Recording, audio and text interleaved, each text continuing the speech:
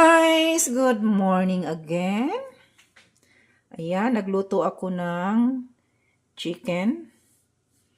Ito ay aking nilagyan ng toyo, suka, paminta, gamayng asin, gamayng singalan aning idibol ba nga kanang olive oil.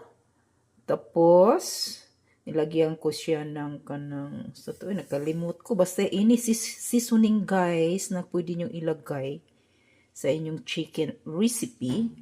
Ito ay pwedeng-pwede. Pagkatapos, nilagay ko siya sa oven. Ayan.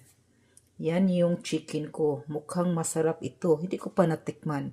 Pero susubukan ko itong kainin.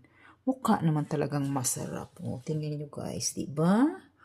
Oh, okay guys, thank you for watching. Don't forget to like my reels. Kain na tayo.